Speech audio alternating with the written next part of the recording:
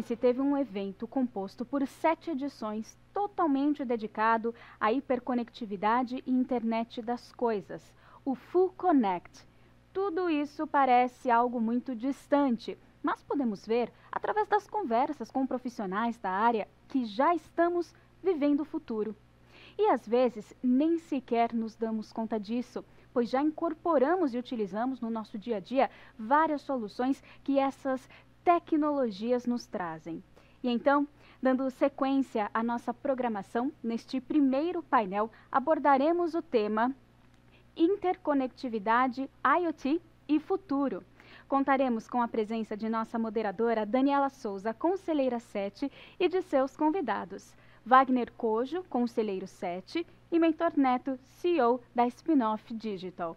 Passo a palavra à nossa moderadora Daniela Souza, que está junto aos seus convidados numa nova retomada híbrida dos eventos 7. Segue contigo, Daniela. Obrigada, querida Lívia. É um imenso prazer estar com vocês aqui. Na realidade, é um momento de celebração para nós, para toda a nossa comunidade, nossa audiência, porque afinal hoje é o último dia do 7 Experience 2021. E para me acompanhar nessa tarde, eu tenho aqui 2 curadores que foram rockstars durante o 7 Experience, o Wagner Cojo e o Mentor Neto, cada um. O Cojo, além de ser curador do Full Connect, ele também é conselheiro da 7, além de ser um executivo ligado à inovação, ele acompanha também os grandes movimentos e ecossistemas de startups e negócios digitais, além de uma lista infinita de credenciais que não vai dar para comentar. E o Mentor Neto, que é CEO da Spinoff, publicitário famoso, premiado, escritor. Vale a pena dar uma olhada nos livros que ele já publicou, são 4, e hoje eu soube que tem um 5º aí saindo do forno, mas esse eu não vou falar qual é o título não, depois vocês podem pesquisar. E ele também é colunista da Isto É, então ao longo desse período de 21, o Mentor Neto também colaborou conosco, sendo curador do Lunch Break. Bem, então assim, gente, eu falei um pouco de celebração, porque afinal a gente passou mais um ano de muita diversidade, né? Eu acho que a pandemia ela teve um efeito avassalador, no sentido do que é a aceleração de muitas transformações. Ao mesmo tempo, ela trouxe à tona realidades que a gente, enquanto sociedade, precisa buscar a solução. Então, hoje a nossa ideia é tentar fazer uma costura com os meus 2 colegas aqui, juntar essas narrativas, os conteúdos que eles criaram ao longo do ano e a gente tentar dar um direcionamento e discutir um pouco tendências e futuros para nosso mercado de mídia e entretenimento. Então, eu vou começar com você, Cojo. E eu acho que você teve, assim, brilhantemente, né? Você construiu uma narrativa em que você conseguiu trazer uma visão da hiperconectividade, da internet das coisas, começando num primeiro momento por uma visão assim mais macro, né, de discussão de tendências e futuros, e aí você foi trilhando um caminho para falar sobre cidades inteligentes, o mercado da mobilidade, a questão das casas inteligentes, a transformação efetivamente que a sociedade vai viver, passando pelo mundo do varejo, e fechou ali, encerrou com uma orientação muito clara para marketing, marcas, mídia e entretenimento. E nesse conjunto de conhecimento que você pôde compartilhar ao longo do 7 Experience, eu, sinceramente, fui parte da tua audiência, então, da tua também, viu, Neto? Então, você tinha um de alguns milhares ali, eu era uma delas. Eu aprendi coisas ali, né? Que às vezes a gente tem uma breve visão quando você lê uma matéria no jornal, o que são alguns termos do futuro, e de repente a gente conseguiu descer num certo nível de profundidade, mas as referências que foram discutidas ali, para quem quisesse se aprofundar, você tinha essa possibilidade, né? Ler reportes, pesquisas, etc. Algumas coisas me chamaram a atenção, e eu vou só dar um contexto assim para passar a primeira bola para você. Uma delas tem a ver com o conceito de digital twins. Eu nunca tinha ouvido falar, né, nos gêmeos digitais. E aí se discutiu muito também a questão da sociedade 5.0, que é isso que já que a hiperconectividade, a tecnologia, ela passa a criar um nível de exponencialidade, porque afinal é combinação de muitas tecnologias que já estão no nosso mundo e certamente terão um avanço. O que eu pude entender nessa questão da sociedade 5.0 é que, na realidade, tudo isso tem que trabalhar a favor de nós enquanto humanos, né? Buscando a questão da sustentabilidade do nosso planeta, a questão da inclusão, da diversidade, da transformação das relações entre empresas, governos, sistemas, pessoas. Você passou ali também pela questão do humanismo digital, que eu acho que é uma questão séria, né? O quanto a inteligência artificial vai avançar e o quanto ela pode se tornar prejudicial para nós enquanto humanos. Então, não. A gente, na realidade, é quem tem que drivar esse processo de construção desses algoritmos. Então, pegando esse gancho, eu queria, para dar um direcionamento assim, maior para o mercado de mídia, houve ali uma entrevista tua com o atual CTO do Starbucks, que é o Claudio Ikeda, e ele trouxe uma questão das marcas, que certamente interessa muito ao Neto também, dizendo que o Starbucks ele é uma companhia que ele vem investindo cada vez menos em mídia, porque ele é uma marca amada. Por que ele é uma marca amada? Eu não sabia disso também. Hoje, eles impactam 100 milhões de produtores de café, pequenos produtores de café no mundo inteiro. E eles têm várias iniciativas que estão ligadas à questão da sustentabilidade, da inclusão, só que de maneira muito genuína, né? Não é fake, não é uma publicidade falsa para você atrair o momento, e sim é a estratégia do propósito da companhia. E aí ele também comentou que pela primeira vez o Starbucks vai montar uma cafeteria, uma loja dentro de uma comunidade, junto, em parceria com o Gerando Falcões, lá com o Lira, e que a ideia é que ele comece a preparar os meninos dessa comunidade para que o primeiro emprego possa ser como um barista, né? E, consequentemente, ele sair daquela estrutura e poder entrar no mercado de trabalho. Então, esse foi um exemplo, o impacto de uma empresa em 100 milhões de produtores e toda essa comunidade no entorno. E o segundo exemplo que ele deu foi o período que ele passou na Globo, ajudando ali a liderar o processo de transformação digital e, ao mesmo tempo, a construção da ideia dos 100 milhões de uns. Ou seja, eu tenho condições de impactar 100 milhões de pessoas, mas eu preciso buscar um conceito da personalização. Então, com tudo isso que você, durante o ano inteiro, brilhantemente, né, curou para 7, eu gostaria que você pudesse tentar, numa síntese, passar por esse caminho para todo mundo aqui da audiência entender talvez com um pouco mais de profundidade, não profundidade, né, Kojo, mas você tem essa habilidade, né, é o poder da síntese, exatamente, dá sentido. Então, está contigo, meu amigo. Legal, Dani. Obrigado mais uma vez, é uma honra para mim estar aqui e ter participado desse projeto. Acho que, assim, o contexto geral você já deu, né, como que a gente criou essa narrativa, porque o desafio era falar de hiperconectividade e do aspecto da aplicação do IoT, como que isso está impactando negócios e comportamento de consumo de mídia, comportamento de uso das tecnologias e assim por diante. Então, eu fiquei pensando muito no como a gente vai fazer essa amarração, porque o espectro do IoT ele é muito amplo, né? Ele é muito abrangente. Então, eu não vi forma mais eficiente de fazer isso que não fosse no modelo Jack, né? Vamos por partes para a gente poder tentar ter um pouco mais de entendimento de como essas coisas se amarram, né? E aí eu fiz essa visão de sair de um contexto macro para um contexto micro, né?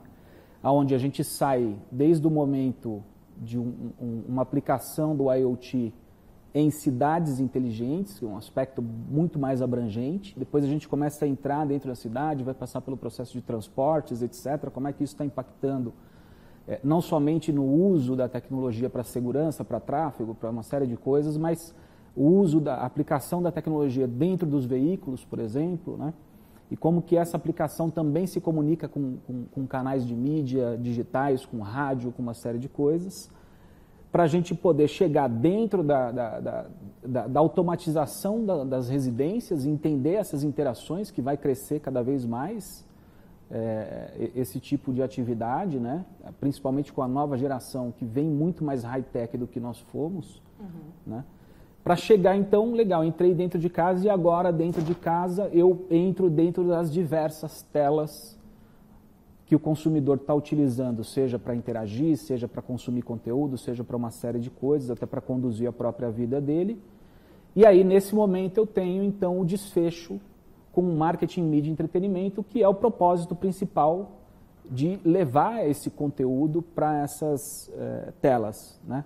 E aí a gente fez um trabalho incrível, né? O Luiz Passetti coordenou essa última operação. Eu tive um trabalho muito importante, sim, na curadoria, mas eu tive apoio de outros curadores que estiveram comigo, a Silvia Bassi, Luiz Café, o Márcio Teshima, né? Então, a gente conseguiu dar um embasamento muito interessante. Eu acho que o episódio que o Pacete conduziu, ele foi muito feliz, porque a gente pôde falar de soluções digitais, a gente pôde falar de spin-offs de soluções que nasceram dentro de uma corporação como a Globo, por exemplo, e que hoje caminha com vida própria, né? E pudemos falar também da aplicação lógica do IoT dentro do contexto de Media Out of Home, né? Com interação, com hiperpersonalização, uma série de coisas. Então, acho que a gente foi muito feliz nesse aspecto. Quando a gente fala de algumas soluções que parece novo para algumas pessoas, tá, mas já tem algum tempo que está sendo trabalhado isso, que é o caso do Digital Twin, dos gêmeos digitais, né? Acho que esse é o grande poder que o digital tem, de você conseguir, por exemplo, só fazendo um paralelo aqui para a gente ter um entendimento mais claro, mas antes, para você fazer uma alteração numa turbina de avião para tornar ela com uma potência melhor ou para tornar ela menor e fazer isso, você tinha que fechar um hangar, colocar ali 200 engenheiros, desmontar a turbina toda, pensar em novas peças, colocar isso na turbina, fechar a turbina, colocar no avião, botar o avião em voo, testar isso para saber se funcionou ou se não funcionou, né? E aí, empresas como a General Electric, por exemplo, se especializaram nesse tipo de atividade, que é, cara, pega esse projeto físico, transforma ele num projeto digital, onde a gente consegue ter algoritmos que vão fazer todos os cálculos necessários para que eu possa projetar uma nova turbina num ambiente digital e ter um nível de teste digital que se aproxime a 90%, 99% de precisão. Então, você imagina o custo que é reduzido nisso tudo e a velocidade com que você consegue projetar coisas novas. Pois não, né? Posso atrapalhar? Claro. Esse é o conceito de twins? Digital então, twin. É o gêmeo digital do físico. Isso. Entendi. Isso.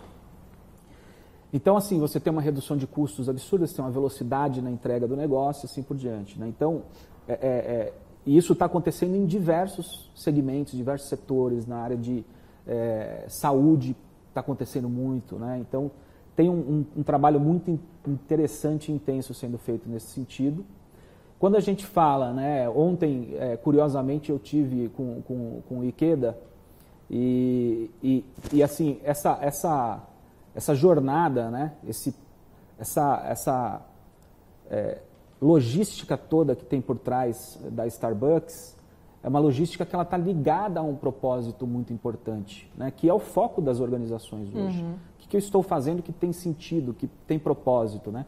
Então, algumas coisas que complementam o que você trouxe, assim, essa distribuição de riqueza, quando você paga por um produto na Starbucks, você paga mais caro por esse produto, as pessoas estão fazendo isso não é só porque ela tem um status de estar tomando café na Starbucks, né? Algumas sim, mas a grande maioria no mundo já tem a consciência do que a Starbucks faz por trás. E existe uma redistribuição dessa riqueza, né?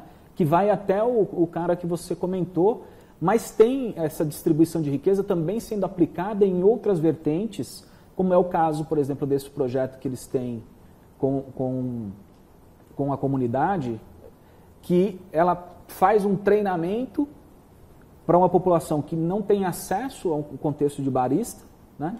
Para que esse cara tenha acesso ao primeiro emprego dele numa Starbucks. Então, essa cadeia toda, ela tem uma redistribuição de riqueza que é extremamente importante, e aí as pessoas acabam consumindo aquele produto e essa marca se torna uma lovable brand, porque ela tem um propósito de entrega para a sociedade daquilo que ela vem fazendo e a sociedade consegue enxergar esse valor, né?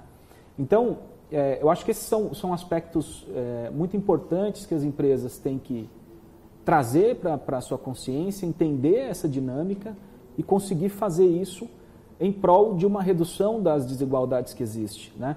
Ontem também a gente rodou uma pesquisa em conjunto com a Toluna, que ela trouxe uma perspectiva que eu achei super interessante, né? A gente foi investigar qual é a preocupação do consumidor nesse momento, né, que nós estamos vivendo. E a gente tem 99% das empresas falando sobre o contexto de diversidade, que eu acho que está correto, faz sentido, é o momento para se falar disso.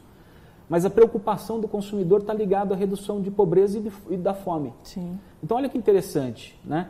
Então, como que as marcas, como é que as empresas estão fazendo trabalho, como é que elas estão retribuindo e retornando para a sociedade essas atividades? Então, no fim das contas, essa é uma essência do que é ser ESG. Né? A Starbucks é um caso clássico. A gente tem que entender esses casos e trabalhar nesse sentido. Então, só para a gente começar o bate-papo, acho que é por aí, para a gente iniciar. Bacana. Então, eu vou aproveitar só para poder agora trazer o contexto do Neto, porque afinal ele também fez a curadoria do Lunch Break, teve ali uma entrevista com uma série de executivos ligados ao setor de tecnologia, de plataforma, algumas personalidades também do mundo do jornalismo, como foi o caso da Mônica Waldvogel, do Marcelo Taz. E você também construiu ali uma narrativa, e o que me chamou bastante atenção nas entrevistas é que, além de uma discussão do processo de transformação que o mercado vem vivendo, tinha um foco muito orientado a pessoas, né? Ou seja, e ainda mais no momento de pandemia, então a Covid acelerando uma série de mudanças dentro dessas grandes organizações. Então, um dos exemplos ali que eu trago foi o caso do Kleber Moraes, que afinal ele é o Country Manager da AWS no Brasil, e ele disse que a AWS só surgiu por uma necessidade da própria Amazon, porque afinal ela vinha crescendo com a necessidade de serviços de computação, e aí resolveram montar o conceito de computação em nuvem e vender essa ideia, né? E o que acelerou a explosão, né, exponencial do surgimento e crescimento aí de startups, claro que tem a ver com esse tipo de tecnologia, né? Quase investimento nenhum e você podendo escalar de forma muito importante dentro da nuvem. Então, esse foi um caso. O outro, que eu achei curioso, de uma conversa que você teve, foi ali com a Ana Moisés, né, do LinkedIn, que eles também, assim, a natureza inicial ali do que foi formatado o LinkedIn, que até para mim eu tinha uma visão mais de rede social, e eles trouxeram um contexto bastante diferente, né? Entre outros temas que você passou, Neto, assim, com a Renata Afonso, da CNN Brasil, que também foi uma emissora que basicamente começou no início do lockdown, né? Foi no dia 15 de março, eu sei disso porque é o dia do meu aniversário, então não tem como esquecer essa data, né? E logo depois veio a pandemia. Então, pegando esse gancho, né, da oportunidade que você teve de entrevistar esses executivos, essas personalidades, e tratar desse momento que o mercado vive, o mercado brasileiro, evidentemente, mas claro que a gente pode fazer pontes com o mundo também, e tentando buscar uma conexão, né, com a questão da hiperconectividade, essa revolução que o mundo vai viver, né? O que você pode aqui tentar traçar um paralelo,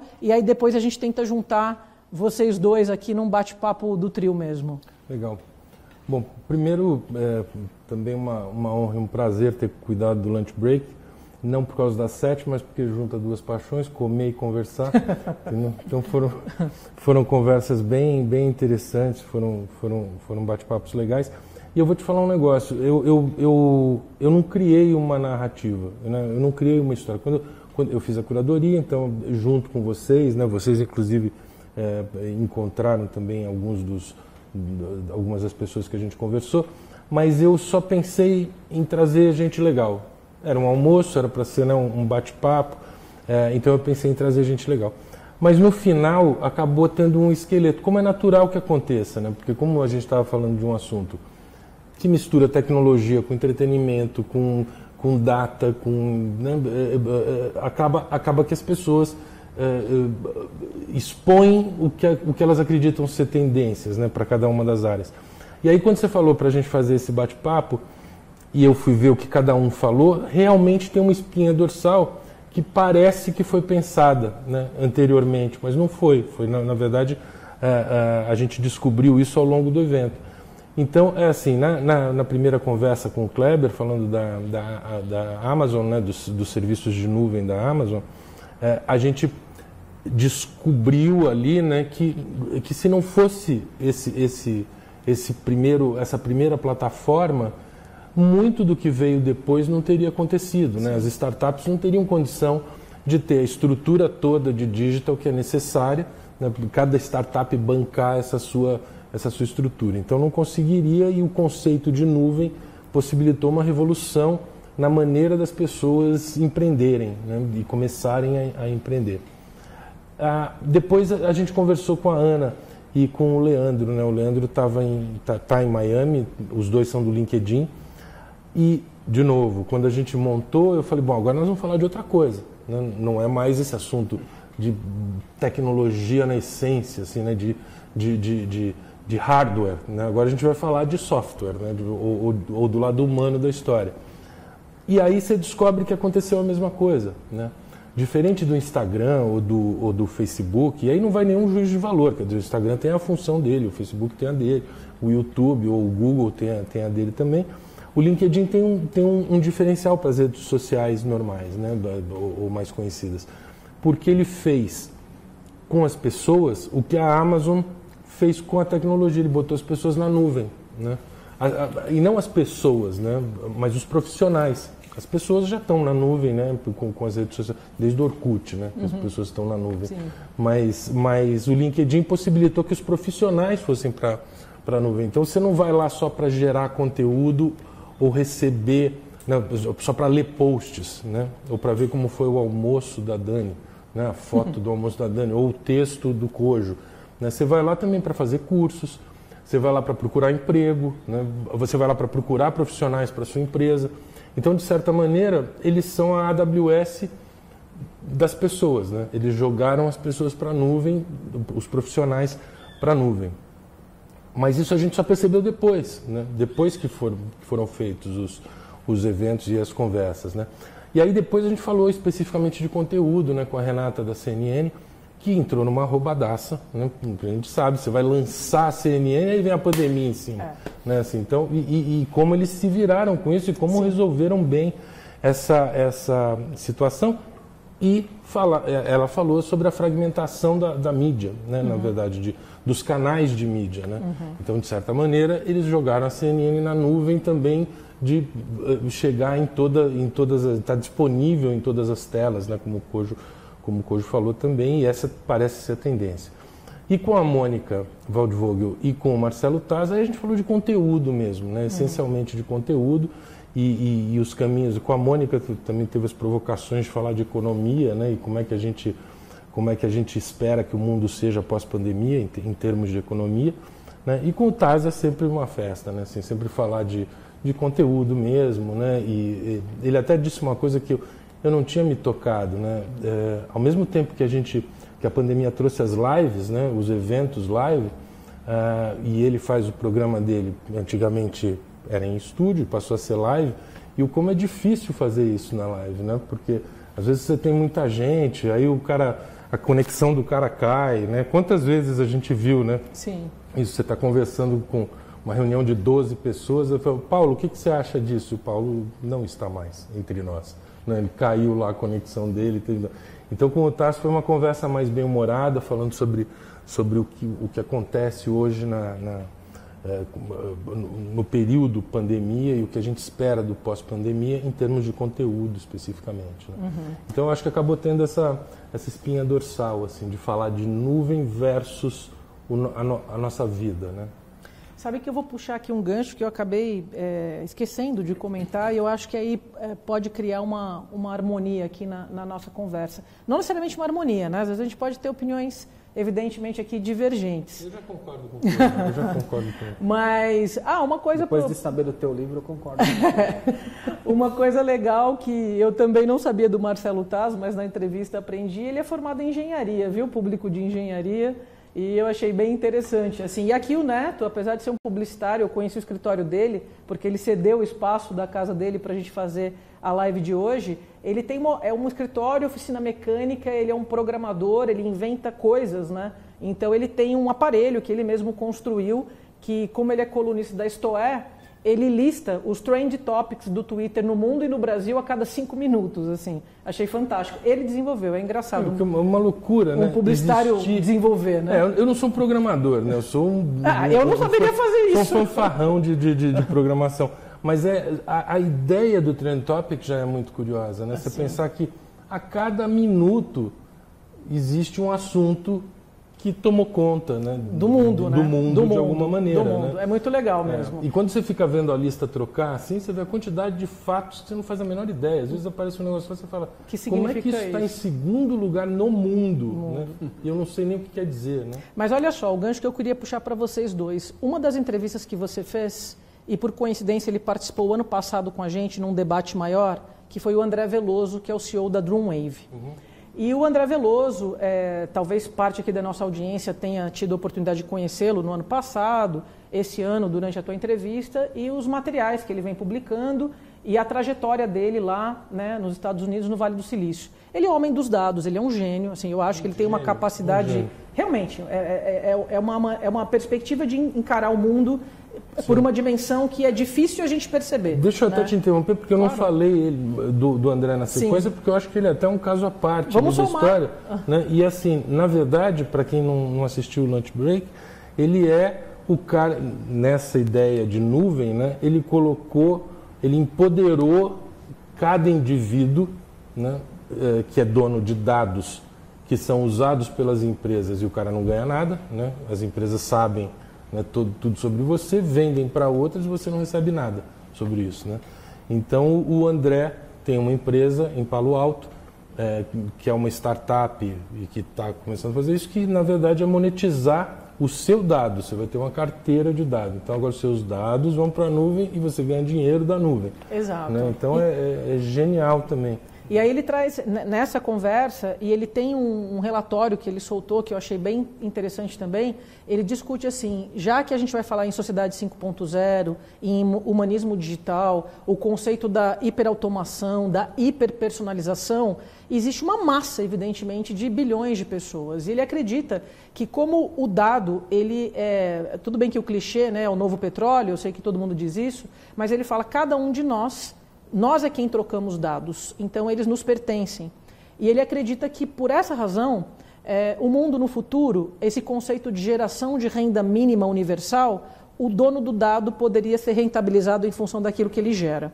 Então, eu queria tentar fazer uma ponte, assim, antes da gente ir para o terceiro bloco. Aqui eu acho que a gente tem um tempo ainda, vai dar para falar disso, e aí a gente tem o nosso fechamento. O que você tem assim, a comentar, Kojo, em relação a essa visão que o André Veloso tem e, evidentemente, da maneira como o Neto também trilhou ali a entrevista com ele, né? Foi um processo de aprendizado, pelo menos para mim, assistindo a entrevista completa, né? Diferente daquele dia com a gente no ano passado, que foram insights menores que ele teve a oportunidade de compartilhar. Não foi uma exclusiva. Né? Foi exclusiva, exatamente. Esse ano foi exclusiva. Foi exclusiva. Assim, o André é um desses malucos, né? É um dos malucos que surge com um negócio que você fala, cara, como assim? Quem que vai acreditar nisso, né? Mas, na real, assim, faz muito sentido, porque se a gente for olhar para a evolução da forma como a gente faz negócios, da forma como a gente troca informação e etc., a realidade é que é uma grande troca de valores. Sim. Né? Tudo é uma grande troca de valores, né? Então, assim, eu tenho alguns amigos que a gente trabalha muito com articulação entre pessoas, né? Esse processo de articulação, ele consiste em você ter um intermediário que entende a necessidade do cara A, a necessidade do cara B e dá match, né? Então, acho que se a gente for simplificar um pouco o que não é simplificável, eu acho que está um pouco nessa linha, né? O entendimento do que uma pessoa precisa e o que uma empresa pode fornecer para essa pessoa. E quando você começa a transacionar isso numa escala de ecossistema, etc., isso ganha uma proporção muito maior. Então, se a gente fizer um paralelo, né, para tentar sair um pouco agora da essência do data centric, etc., e trazer isso para uma linha do que vem por aí, né? A gente está num momento agora, isso baseado até no relatório do What's Next da Inova, a gente está num processo de transição nessa década do que a gente chama de infotech para biotech. Então, e trazendo um pouco dessa linha e respondendo a questão dos dados, fazendo um paralelo com o que a gente construiu, por exemplo, nessa narrativa do Full Connect, né? Então, imagina que cidades inteligentes, transporte, smart homes, smart marketing, etc., que está acontecendo hoje, nesse processo de transição, isso é a fundação, né? Na sequência de 2021 até 2030, a gente vai ter um processo de entrada da singularidade na real, né?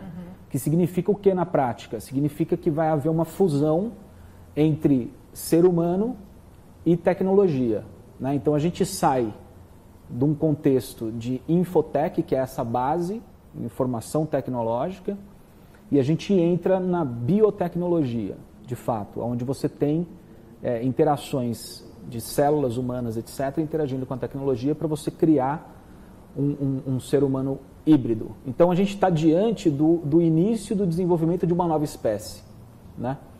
Então você imagina, se a gente trazer isso agora para a realidade do que o André vem fazendo, você imagina que quando a gente chegar em 2030, esses dados não só terão um valor absurdo, como ele é a extensão do próprio ser humano, né? Então eu vou saber tudo o que está acontecendo com o meu corpo, eu vou saber como eu preciso cuidar da minha saúde com um nível de profundidade muito maior, eu vou conseguir controlar os meus níveis emocionais com uma profundidade muito maior, eu vou conseguir tomar decisões de compras simplesmente pensando numa decisão de compra, né? Então hoje a gente está num processo ainda meio embrionário de, eu posso botar um aplicativo aqui e falar com a minha máquina de lavar, posso ligar o ar-condicionado em casa, né? A gente vai rir disso daqui a alguns anos, né? Por quê? Porque essa conexão cérebro e máquina vai estar muito avançada. E aí quando a gente fala do contexto de humanismo digital, saindo um pouquinho só da esfera da inteligência artificial ali, mas entrando num contexto de, a gente entende que a tecnologia ela veio para ficar, ela vai continuar sendo emergente, né? Essas fundações, como é o caso de nuvem, os modelos de plataforma que estão super avançados hoje no mundo, os modelos de ecossistema, eles são a base para uma linguagem nova que está acontecendo, uma nova forma de pensar, uma nova forma de fazer negócios. E as empresas precisam sair desse processo clássico, baseado num modelo clássico de gestão, pós-guerra, etc., que a gente foi criado, formatado para isso, para entrar nessa nova economia, nessa nova dinâmica que indiscutivelmente é digital. Então, assim, não tem como uma empresa surgir hoje ou sobreviver hoje se ela não for uma empresa digital. Ela tem que ser uma empresa digital. E aí, quando você entra no contexto digital, a sua capacidade de capturar, analisar, distribuir e gerar valor a partir dos dados é muito maior, né? Então, eu não sei se eu consegui botar um pouco a carta na mesa, mas é um pouco por aí, sabe? Assim, a gente tem que entender isso com profundidade e, claro, assim, o desfecho disso é uma hiperpersonalização, mas é difícil de fazer isso. Não é difícil hoje, será muito menos difícil amanhã. Agora, isso também não significa que os blockbusters da vida vão continuar existindo, porque eles vão, porque de uma certa forma a sociedade como um todo ela tem necessidades que são compartilháveis, né?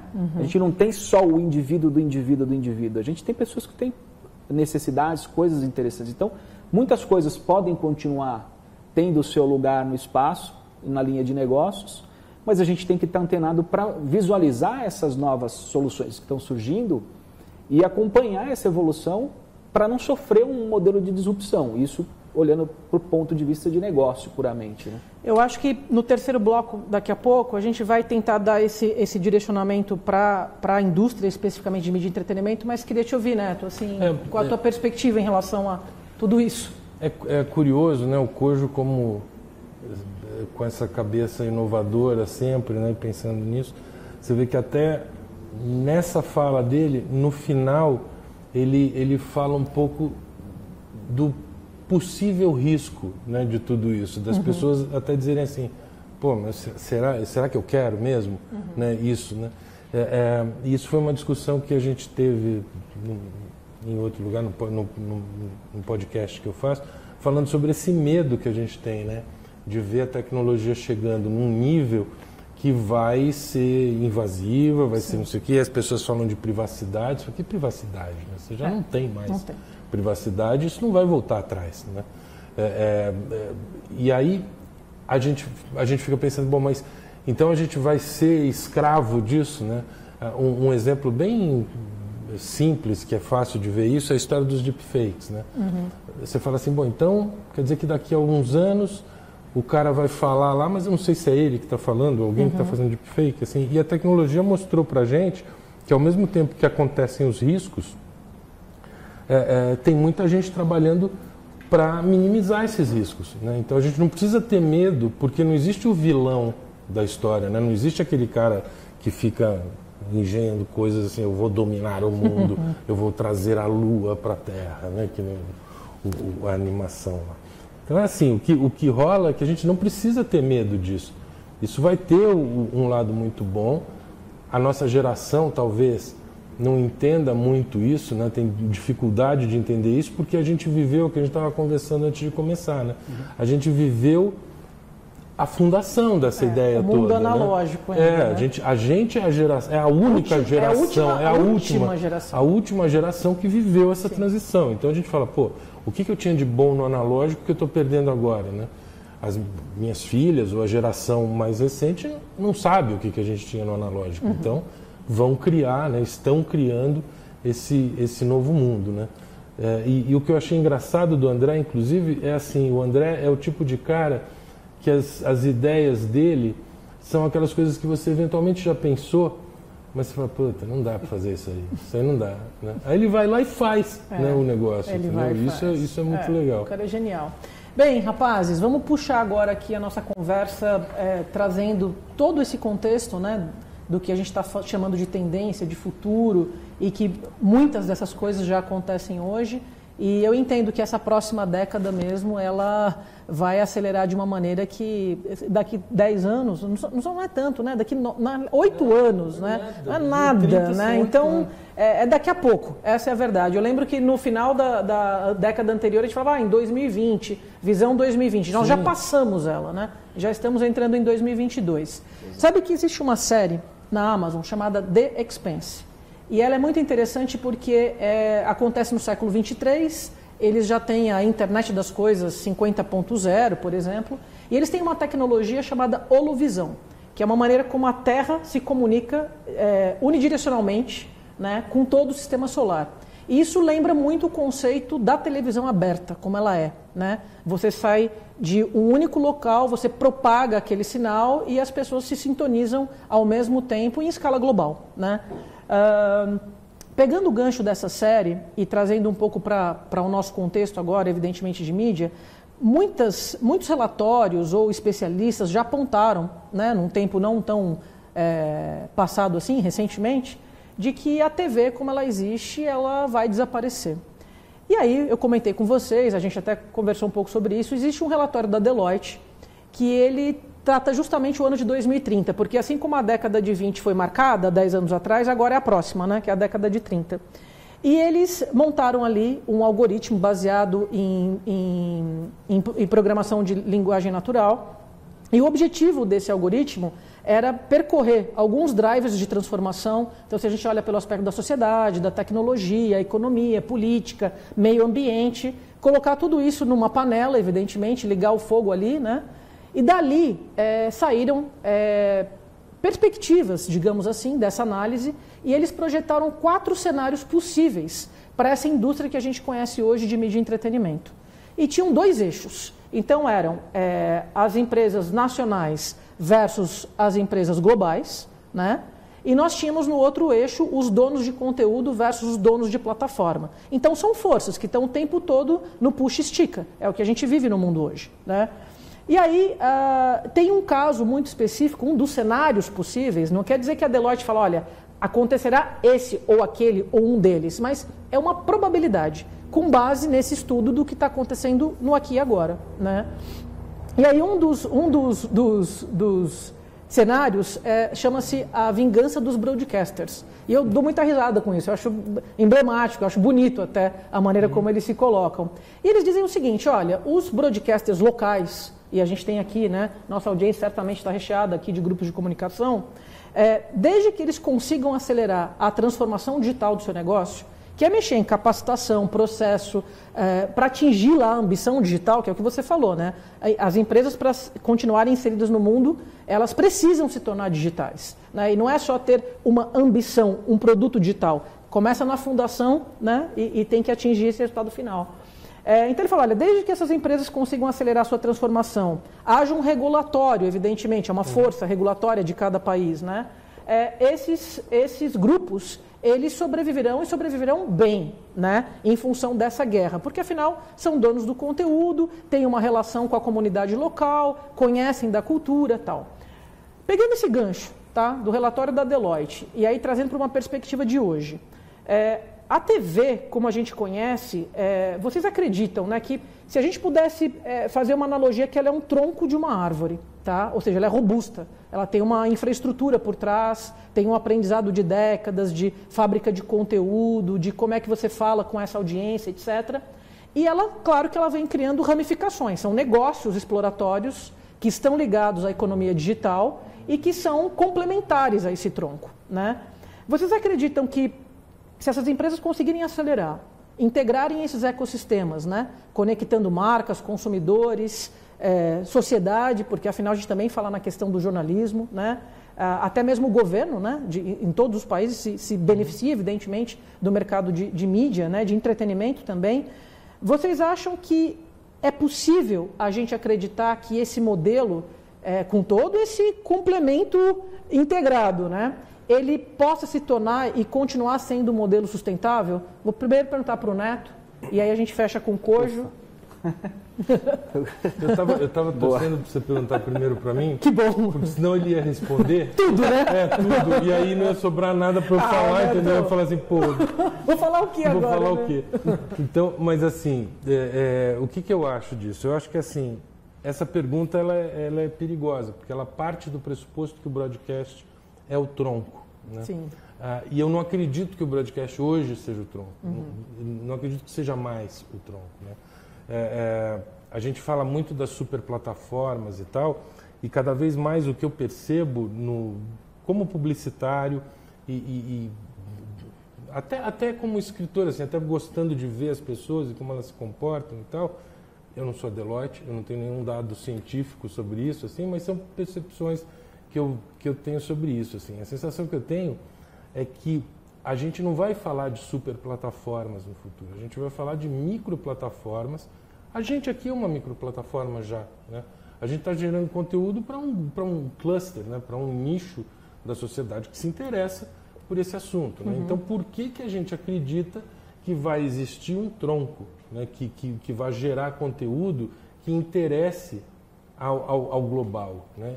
Eu acho que está acontecendo, eu até brinquei com você quando a gente falou, está acontecendo uma espécie de cauda longa nesse sentido, né? A cauda longa para produtos, né? Ela ampliou muito o leque de interesses, né? Na essência da ideia de cauda longa, diz que a gente não vai ter mais Michael Jacksons da vida, porque você vai encontrar milhões de gostos, né? De microgostos. Michael Jacksons. Michael Jacksons da história. Então, é essa sensação que eu tenho, que hoje a gente está vivendo um momento onde a TV que era a primeira tela já não é mais. Eu acho que não tem a primeira, ou a segunda, ou a terceira, né? Eu vejo pelo menos, por exemplo, no comportamento das minhas filhas. Eu tenho uma foto que para mim é emblemática. Foi feita aqui nessa casa, elas estavam com a TV ligada, que é uma TV enorme, de 60 polegadas, elas estão deitadas no sofá as três, e eu fotografei por trás as três no celular, né? E a TV ligada ali, né? Qual que é a primeira? Não sei qual que é a primeira. Ela tá olhando a TV, está vendo conteúdo de lá, está vendo conteúdo daqui, né? Então, eu tenho a sensação que esse modelo onde o broadcast tradicional, né, seja o tronco, não deve acontecer. Eu acredito muito mais nessa fragmentação, mais do que fragmentação, na pulverização mesmo, assim, particulinhas ali de interesse, né, microplataformas que vão atingir micropúblicos, né? E aí é como se fossem... alguns vão se fagocitar, né, porque tem alguns interesses comuns, né, o que acontece com as startups, mais ou menos, né, você tem um monte de startup, mas de repente essa aqui fala a mesma coisa que essa e não deu tão certo, então essa daqui captura, né? essa daqui. Mas eu acho que a gente vai viver nesse mundo de microplataformas. Assim. Muito bom, é uma visão interessante, né? A questão é como monetizar tudo isso, Sim. né? Como é que você vê, Kojo? Eu compartilho um pouco da visão do Neto, mas eu queria tentar colocar alguns elementos que nos faça pensar um pouco a respeito, né? Eu acho que quando a gente fala eu não vejo o futuro como um modelo de broadcast, eu vejo o futuro como um modelo de broad content, se eu puder fazer uma analogia, né? O que eu quero dizer com isso? Assim, eu acho que tem, o termo da diversidade vai acelerar cada vez mais essa visão da cauda longa, né? O que tem uma beleza incrível, porque você está gerando poder econômico para esferas que não teriam esse poder econômico, né? Então, acho que tem uma beleza importante nisso, né? Segundo ponto, que a gente tem, ao mesmo tempo que tem os interesses específicos de cada um, a gente tem broad contents espalhados pelo mundo. Se você pegar Olimpíadas, por exemplo, Sim. é um caso, Sim. né? Copa do Mundo. Puta, Olimpíadas pode ser a Holovisão, né? Comparando ao The Expanse. A Olimpíadas é a Holovisão, a Copa do Mundo é a Holovisão, né? Se amanhã a gente tiver populado Marte mesmo, segundo as iniciativas e projetos do Elon Musk, a gente vai ter a Terra projetando para um outro planeta do Sistema Solar o mesmo conteúdo, porque a Olimpíada vai estar rolando aqui, quem sabe não vai ter a edição Marte, né? Então, igual a Olimpíada de Inverno ou a Olimpíada Marte, né? Então, acho que tem alguns temas que eu arriscaria dizer assim, cara, eu acho que o futuro, a gente tem que começar a entender assim, o que é o broad content, né? Se você pegar o Round 6, por exemplo, cara... Fenômeno. É o fenômeno do momento, né? O que eles conseguiram atingir com isso? Então, o que eu quero dizer é assim, eu acho que o modelo clássico que a gente tem, ele traz muito desse processo de você ter concentrado em uma organização o poder de produção de um determinado conteúdo, o aspecto cinematográfico, a coisa toda que pode ser integrada ali, que eu acho que tem o seu valor e vai continuar tendo eternamente, né? Mas eu acho que os modelos de plataforma que estão se formando no mercado, eles estão abrindo oportunidades de negócios para uma infinidade de outras coisas que se conecta muito a essa visão de microplataformas que o Neto está trazendo. Até como você falou da Olimpíada, existem outros broad contents aí que podem dar um insight de criação de uma microplataforma dessas, né? Exato. E você tem... A necessidade de consumo do ser humano é muito louca, porque talvez eu não queira assistir só o que tem ali passando no canal que pegou a licença da Olimpíada. Eu quero ver a galera que está lá no estádio filmando e trocando ideia aqui, e eu vou ver isso aonde? Não vai ser ali, né? Então, eu acho que a gente tem que abrir um pouco a mente e começar a entender de verdade o que é um modelo de plataforma, o que é um ecossistema e o que é trabalhar de forma colaborativa. A gente estava discutindo sobre isso há pouco, né? O que é trabalhar de forma colaborativa? Ser aberto o suficiente para trabalhar de forma colaborativa na melhor sintonia possível do Open Innovation, né? Por quê? Porque aí se a gente olhar e falar assim, tá, beleza, mas então se eu sou uma grande organização de mídia, etc., eu fico preocupado com isso? Não, você tem a seu favor algo que o cara que está criando a próxima empresa de disrupção na garagem dele não tem. Você tem poder econômico para fazer a diferença na inovação. O ponto é a ambição. Qual que é a ambição que você tem de inovação dentro da sua organização? Onde você quer chegar com isso tudo? E o quanto que você está criando um ecossistema e disponibilizando esse ecossistema para que esse cara não fique produzindo a inovação dele na garagem dele. Ele queira produzir a inovação dele junto com você, só que você tem que entender que as regras do mercado também mudaram. Mudaram, claro. E que você precisa distribuir. Pega o caso da Starbucks, você precisa distribuir a tua riqueza nessa ponta que está nascendo nova. Você não vai ser mais um broad owner, né? Você não vai ser o dono da estrutura.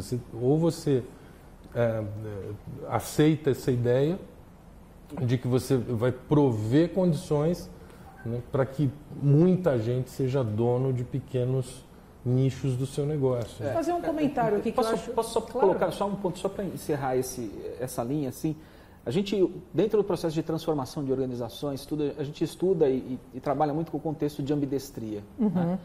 Porque assim, o mercado de forma geral já está compreendendo um pouco mais essa questão de ambidestria, etc. Mas eu acho que esse é o ponto principal, assim, né?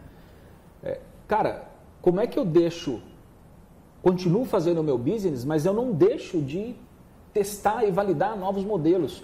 E quando a gente falar de futuro, falar como que as coisas serão consumidas amanhã, desculpa, assim, a nossa geração não tem capacidade mental para dizer como vai ser esse consumo. As minhas filhas, de 4 e 6 anos, vão ter um modelo de consumo completamente diferente do que a gente conhece. Isso em alguns anos. E provavelmente eles também não vão saber prever o próximo. Porque tudo tão rápido, tudo tem acontecido tão rápido, né? Eu fiquei pensando nisso quando você falou assim, eles são a última geração dessa revolução. Que vai saber vai ter uma outra. Agora, para puxar um gancho, porque nosso tempo está quase, a gente tem 10 minutinhos aqui antes de encerrar o painel, eu queria fazer um comentário, né? Todos nós temos filhas aqui. E você falou sobre esse símbolo. Você sabe que o homem está acabando. Né? Não tá, todo mundo tem filha agora. Não tá. Mas você fazendo esse exemplo da fotografia, né, suas meninas no celular e não na tela, ou você também, às vezes estavam nas duas, é porque elas têm uma capacidade de atenção que eu não tenho, por exemplo. Desculpa eu te interromper, mas assim, a coisa que mais me impressionou com as minhas filhas foi a maneira de estudar. Exato. Ela fica no computador, 3 tabs abertos, assim, um no YouTube explicando como é que faz equação de segundo grau, o outro não sei o quê. Sim. Falando com as amigas aqui do lado, perguntando. Eu acho que, quando eu trouxe essa questão do tronco, eu só queria talvez jogar uma pimentinha. Certamente todas as nossas filhas, de alguma forma, comentam sobre as conversas que rolam nas redes sociais. Vamos pegar fenômenos de massa que a gente teve o ano passado, melhor, esse ano, né, 2020, já estou em 22, em 21, que são os grandes reality shows, que tem ali uma estratégia super poderosa, né, de entrega de audiência, evidentemente. E quando eu falei no tronco é isso, né? A narrativa principal começa lá e ela se desdobra em N outras linguagens, estéticas, e na realidade existe um processo de colaboração, sim, porque, vamos pegar o Big Brother como exemplo, né? E foi muito interessante, vocês certamente acompanharam a discussão que se tinha na imprensa em relação ao fenômeno. Em que aspecto? Muitos criadores co-criavam em cima da criação original e criavam narrativas e cortes totalmente diferentes daquele que era recortado pelo clássico, digamos assim, né? Então, quando eu começo a olhar para essa perspectiva daqui para frente desses grandes grupos, eu acho que o Koji trouxe uma coisa interessante. É a oportunidade que todos eles têm, porque existe o poder econômico, tem caixa, né? Então é a chance que a gente tem para investir em inovação. Mas é impressionante, assim, essa pulverização da audiência, ao mesmo tempo o conceito de cauda longa que vocês trouxeram, a partir de uma origem tronco, né? Então isso é um fenômeno de massa e que ele tende a se repetir, não sei se por uma década inteira, não sei se ele se perpetua, certamente outras questões serão inventadas, mas eu acho que o momento que as empresas vivem, você falou da ambidestria, isso, não dá para abandonar aquilo que é hoje a vaca leiteira desses negócios, mas ao mesmo tempo as apostas precisam começar a serem feitas na maior velocidade possível, né? Então, assim, meninos, está um super prazer, de verdade. Por mim, eu ficaria aqui a tarde inteira. Talvez a gente até fique aqui a tarde inteira. Estou brincando, tem que trabalhar hoje ainda, mais um pouco. Mas eu queria, assim, um fechamento de vocês. Se você pudesse mandar uma mensagem aí de chegada de 2022 para essa área de negócio que tem a ver com o mercado de mídia e entretenimento, vocês dois. Qual é o teu recado aí de 1 minuto no máximo, 30 segundos? 30 segundos, agora sou eu? Não, então tá. Rapidinho, assim. Eu acho que o grande lance dessa história, você falou tudo aí, né? O cara que tem o poder da grana, ele tem que entender que é muito fácil copiá-lo agora. Né? Então, para evitar que copie, não é na justiça que ele vai fazer isso, né? Vai ser provendo aos copiadores, né? Que são os geradores de conteúdo exclusivo, né, inusitado ali, a condição de fazer isso. Porque é inevitável. Sim. É isso aí, eu acho que Esse é o ponto, assim. E eu acho que o segredo da ambidestria precisa ser melhor trabalhado. Tem que colocar um pouquinho Sim. mais o tema no fogo e ver o que sai dali, sabe? Porque assim, o Luiz até traz uma analogia que eu acho muito interessante ali, que num primeiro momento, com o processo de ambidestria, você se torna meio esquizofrênico. Sim. Né? Que é natural, porque existem os interesses ali, os interesses eles estão... Só que, cara, a gente está começando a viver um novo modelo de capitalismo e, por acaso, esse novo modelo de capitalismo é altamente abundante. Sim. Então, eu acho que a gente tem que aprender a lidar com isso. A gente não aprendeu muito bem ainda a lidar com isso. E eu acho que quando a gente consegue fazer isso acontecer de uma maneira mais eficiente, a geração de riqueza e a distribuição de riqueza se torna muito maior. Então, eu acho que, acima de qualquer coisa, eu acho que a gente tem que começar a fazer um trabalho, realmente pode parecer meio piegas, mas a gente tem que começar a fazer um trabalho realmente direcionado a um propósito claro e com uma ambição clara. Se você tiver essas duas coisas, já dá para você começar a orquestrar um novo caminho e tentar caminhar de maneira mais consolidada, mais sustentável, dentro de um universo de possibilidades de negócios que está nascendo. Se tem oportunidade de negócio para tudo quanto é negócio, imagina para o mercado de marketing, mídia e entretenimento. É verdade. Meninos, muito obrigada. Foi um prazer mesmo estar aqui com vocês. Prazer é nosso. E audiência também, super obrigada pela participação de todos. Lembrando que esse conteúdo vai estar disponível, né? Os microconteúdos desse conteúdo estarão disponíveis aí na plataforma da SET. E queria agradecer, né, a todo o time que trabalhou ao longo desse ano. Hoje é o nosso último dia, a entrega final do SET Experience 2021. E eu espero contar com vocês em 2022 e com todo esse público que nos ajuda aí enquanto comunidade, enquanto sociedade. Obrigada, pessoal. Até mais. Obrigado, pessoal. Prazer estar com vocês aqui.